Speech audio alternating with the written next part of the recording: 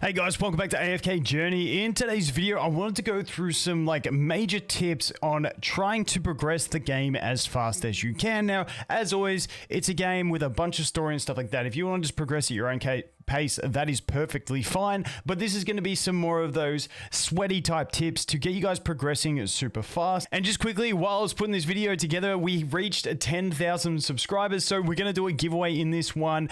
Just be subscribed and leave a comment. You'll go into the draw. I'll announce the winner about a week away in a community post. And that's pretty much all there is to it. We will continue this with another one at 15,000. But massive shout out to you guys for getting us to 10K subs already on this new channel. Really appreciate the support. So let's continue. Now, the first one I want to talk about is obviously your AFK stages, and progressing these is the most important thing. But there is one mega tip, and a lot of people have been putting it in the comments of my videos, but it doesn't really work for me because of my roster of characters. But this is a great one for anyone who's really struggling on AFK stages. Now, keep in mind, this can sort of diminish your quality of testing stuff yourself. And I always like to run through these stages by myself before doing this, but this is probably the biggest tip you have for helping yourself progress through these AFK stages is that this little info button in the left hand side. So if you see right next to my head, we got the battle button, then over we got the little picture with the little info scroll. If you click that, it shows you information about the stage that you're on.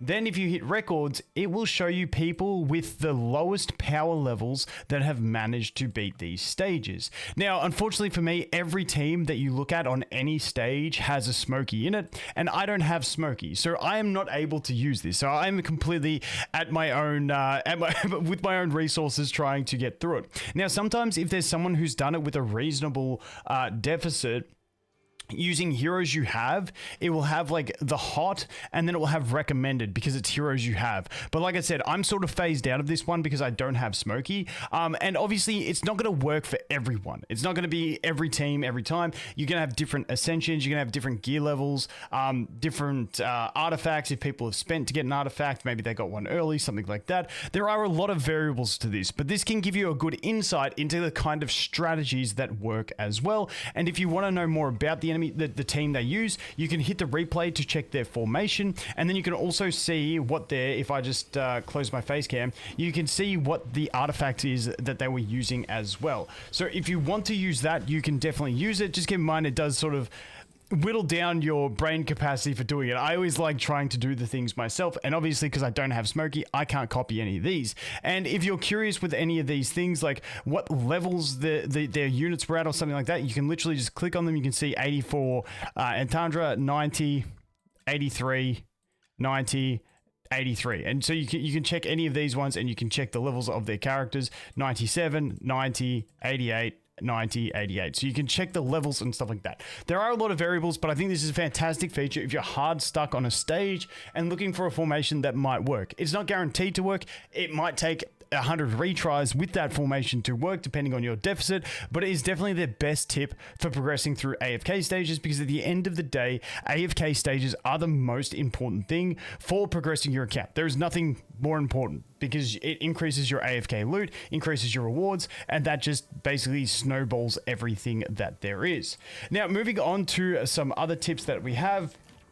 Ones that I've mentioned before, over here in the arena, I do max refreshes every day, daily purchase limit reached. Eventually, I will slow down on this, but at the moment, it's getting me into higher tiers faster, which then with my weekly rewards, I am starting to get some experience hourglasses. It's not a ton, it's not crazy, but it is also giving me those extra arena points from my daily and weeklies, which is allowing me to rush arena shop faster, because if we look over here, I did buy myself one copy of Cecilia last week, and as you can see, I'm at basically 6,000, so I'm another 3,600 away from picking up another copy of Cecilia, which will then lead myself into getting her into the next no, I'm still 2 copies away. Rip, I thought I was closer. It's Thorin I've got one of. Damn, I thought I was one away. But yes, doing the refreshes in arena, I do see is worth it. It is a little cost for the amount of reward I feel like you get out of it early on. The next one is the Dream Realm. Now, Dream Realm, I always say, I do one attack at the start of the day, maybe two, and then I save the rest for the end of the day where I get my characters more highly ascended, and then I come back and I try and run it. Because like if you look at this one here, you can see like if I can get to 70%, that's giving me an extra 500k experience. Now pretty soon on my account, especially once, whoops, I didn't mean to hit battle, especially once the Primal Lord opens up. Once the Primal Lord opens up and you guys do a few attacks on the Primal Lord, which is just over here, and he opens up in 2 days and 20 hours, he gives so much experience, it's ridiculous. And by that stage, you will be swimming in experience. And after that, the only thing you're really going to be searching for is going to be the hero essence, because you'll be swimming in experience. It may not seem like it at this stage, but it kind of gets to that point. By the time you're like level 120 as a free to play, like you're really not caring about experience. You're caring about the dust at the end of the day. So that's what we look at there.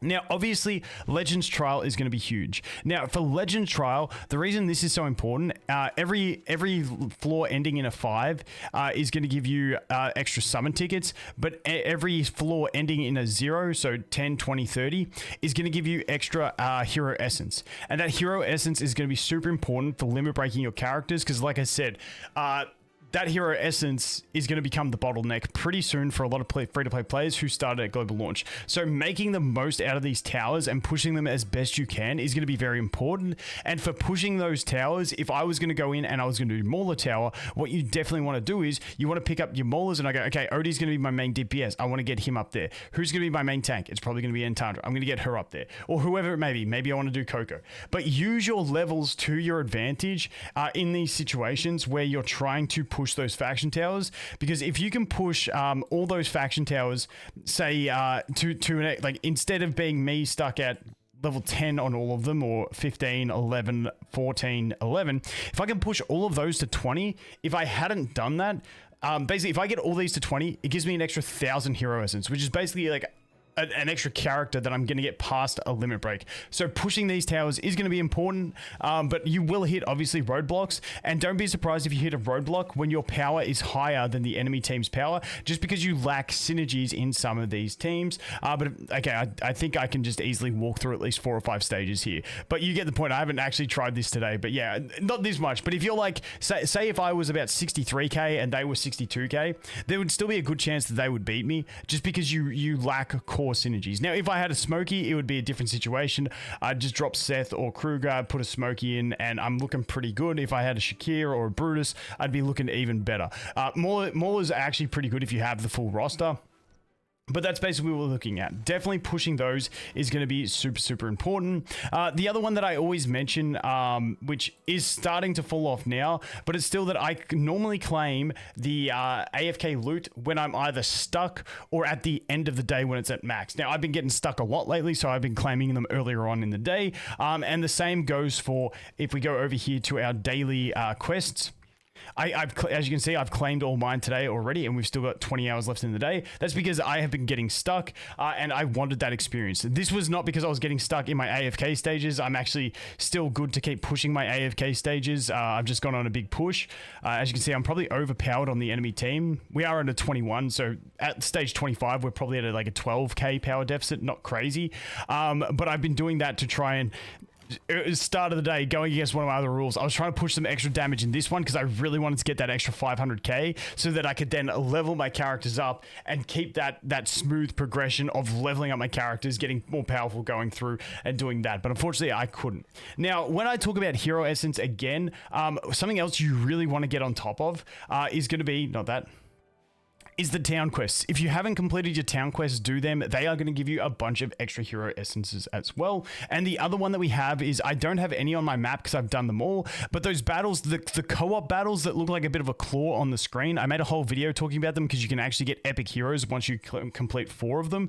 Do those because once you get into the Dark Forest, some of them start to also give good amounts of hero essence, which is very valuable as well for, once again, progressing your account, because you want to do all those things. Now, obviously, something else we have is summons, and you want to be keeping up with your summons, doing your summons. Now, as you can see here, I am saving because I am saving for the next rate up character to see if I do it. Now, I may just bite the bullet and go ahead and do some normal summons with these, just because I want to unlock Stargazer or you know, just to progress my account that little further, get those extra copies. Like I mentioned, I still don't have a copy of Smokey. So if I could get a Smokey, it would really help my account push a lot harder. So, you know, doing your summons and keeping up to date, I obviously save some of mine for videos and stuff like that. But otherwise, I would be using my summons as soon as I get them, with the only exception being your gems, because your gems, you do want to, you know, decide what you want to do with them. Like I said, at the moment, I am saving.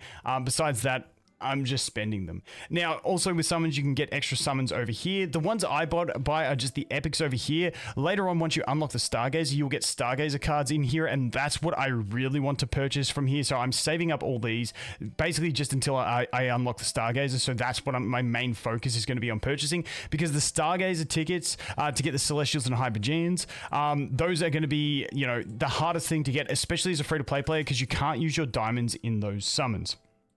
Now, Dream Store is another great one to help you with progression. As you can see, I've been buying Odie copies the whole time. I definitely recommend going for the Odie over there, because once again, even though pushing AFK stages is completely core, like I mentioned, if we go over to the Dream Realm, getting yourself some of those higher scores in the Dream Realm gets you more experience, which then levels you up, which then allows you to push more of those AFK stages. So it's a balance between the two things and wanting to push the two things simultaneously. And I think picking up the Odie copies is just the safest early option, and trying to get some ascensions into him. As you can see, I still need 4 copies, and that once again snowballs back towards wanting to do your summons when you have them, because then the more copies of even the elite heroes like Odie you get, the more powerful you're going to be moving forward. So I definitely think punching out your summons is what you want to do. But once again, diamonds are a bit of a special case. I'm still not sure 100%, to be honest, what the optimal path is. It always depends on what the next character is, what their kit's going to be. Are they going to be OP? Do you need a bunch of dupes of them? There's so many questions that you don't know, but at this stage, I like to save just to be more on the cautious side, but we will wait and see exactly how that pans out. And then the final couple of things that I wanted to mention is, go over here. I still haven't done it. I've mentioned this in other videos to do it, but I still haven't done it, and that is Affinity. You can see here, I've got so many like I haven't even been picking them around the world. Ideally, you want to go around the world and pick all the berries and fruits and plants and flowers and stuff there are around the world, because you can give them to your heroes. Now, I did do a few. I haven't done them all. As you can see here, what's your affinity at?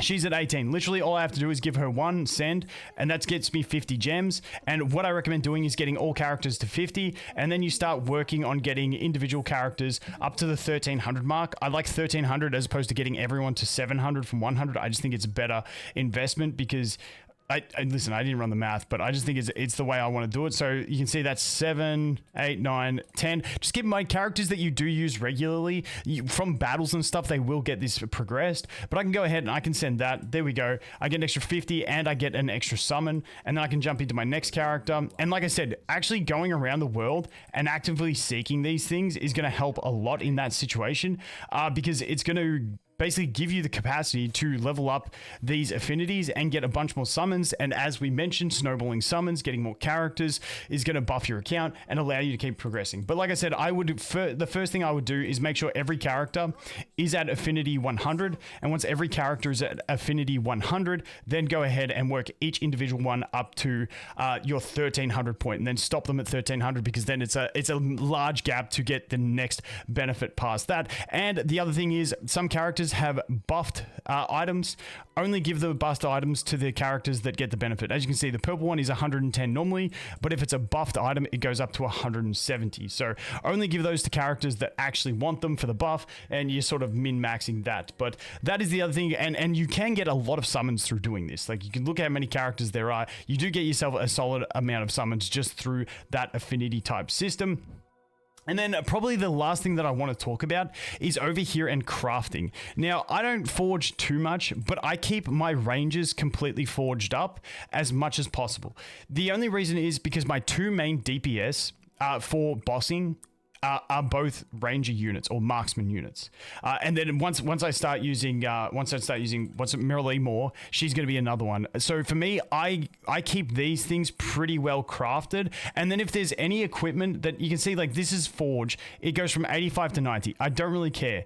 80 to 90, I don't really care. Like it doesn't stress me too much on a lot of these, but I had 75 and I can go up to 90. I think that's good. That's for my tank as well. That's not a bad piece of gear, so I'm going to upgrade that. Besides that, I only look for pieces that are severely under leveled that I forge. Besides that, I'm really not too stressed on the forging, except the one exception is that I always try and keep my marksman equipment completely up to date. Now, the other thing is, if I got a chest that say gave me a level 130 weapon, I would once again, even if my marksman was only gaining plus 10 levels on the weapon, and I could get like plus 30 on one of my other classes, I'm still going to give it to the marksman because I get the most value out of that for pushing my my Dream Realm team, because that is what I really want to do. Push the Dream Realm, get myself more experience, get myself more resources so that I can push my characters and my levels so that I can then push more AFK stages and so on and so forth. And then obviously the final thing that you want to do, and this is what I'm starting to go through now, is side quests. I've left the side quests a long time. I always do the town quests ASAP, but because I'm saving diamonds, I haven't rushed into this. But if you want diamonds, do your side quests, get all those extra resources that they provide, and then also go back over the world and make sure you've cleared everything in the world, because you will get some extra resources. And a big one, I don't know if I've mentioned this in the video. I don't know how I've gotten this far without mentioning the shop. I think I mentioned it in my PTR videos, but this is a big one as well. If you haven't been here, I do apologize that I think I put it in my beginner's guide. I can't remember. But come to this shop here. And you go make a purchase, and this thing, based on world enemies, that currency that you get when you defeat world enemies is going to give you a bunch of these. Then as you spend them, you're going to unlock more.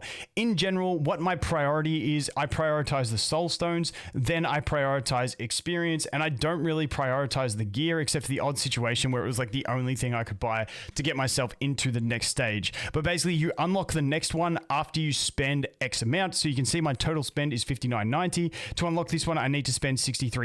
So essentially, to unlock this one, I'm going to have to defeat more world enemies, buy these two things here, and then keep moving on. But don't go back and buy these experience if you've skipped it. You can see I skipped this one. That costs 285. This one costs 285, except this one's 82k, and this one's only 8,700. So it scales up with your progression. So that's why I think these soul stones are the most valuable ones to get, because your experience kind of gets outscaled along the way. Whereas the soul stones, a character is always a character. And as you can see, you will get a bunch of these soul stones and experience along the way through this shop. So this is great for progression, getting those extra copies, hopefully of characters on your wish list. But if you're like me, you're always getting characters that aren't on your wish list from those soul stones. But hey, it is what it is. We will get there eventually. But those are my main tips on progressing fast. Let me know if I did miss out on many. Honestly, there's so many things in this game that I definitely probably missed some. But I did mention going back over the overworld and clearing everything. I think I've just about cleared most things in the world, except for the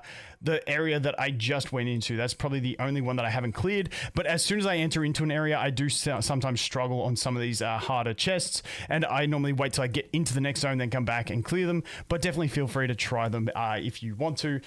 Like I said, some of these full boss ones, especially the boss challenge stages, I just suck at. Need to get myself a smoky, some more steady sustained. Then we'll be pretty GG's, hopefully.